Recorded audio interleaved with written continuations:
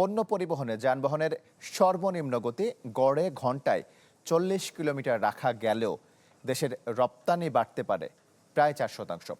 আর বন্দরগুলোতে পণ্য খালাসের সময়সীমা মাত্র একদিন কমালে এ খাতে যোগ হবে আরও ৭%।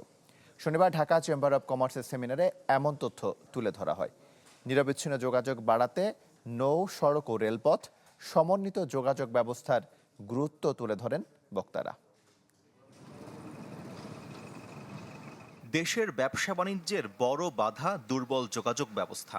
মহাসড়কের বেহাল অবস্থায় ধীর গতির জন্য পণ্য পরিবহনে প্রতিদিন নষ্ট হচ্ছে বিপুল কর্মঘণ্টা, ফলে লোকসান হচ্ছে শত শত কোটি টাকা।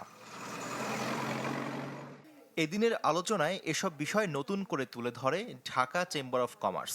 বলা হয়, পণ্য পরিবহনে যানবাহনের সর্বনিম্ন গতি গড়ে ঘন্টায় ৪০ কিলোমিটার রাখা গেলেও দেশের রপ্তানি বাড়তে পারে প্রায় ৪%। আর বন্দরগুলোতে পণ্য খালাসের সময়সীমা মাত্র একদিন কমালে এ খাতে যোগ হবে আরও ৭%।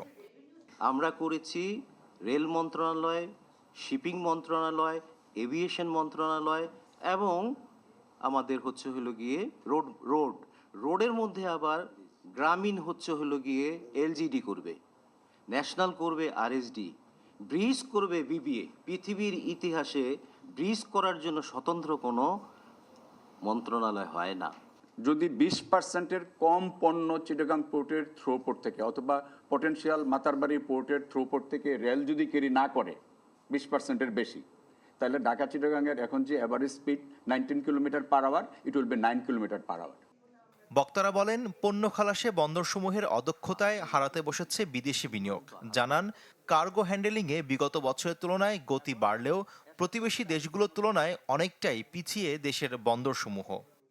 2024 সালে এসে বাংলাদেশ 97তম, কিন্তু আমাদের কম্প্যারেটর বা কম্পিটিটর কান্ট্রি যারা আছে, ইন্ডিয়া 41তম, ভিয়েতনাম 48, থাইল্যান্ড 34, ইভেন ক্যাম্বোডিয়া, যে বাংলাদেশের তুলনায় এখনো অনেক দুর্বল, কিন্তু তার ইকোনমিক কমপ্লেক্সিটি মানে এবিলিটি টু ডাইভার্সিফাই বা পোটেনশিয়াল টু ডাইভার্সিফাই, সেটা 82 নম্বরে আছে।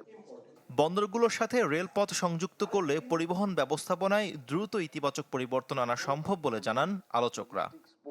ইন্টিগ্রেটেড লজিস্টিক্স শফি মাহমুদ সাগর, চ্যানেল 24, ঢাকা।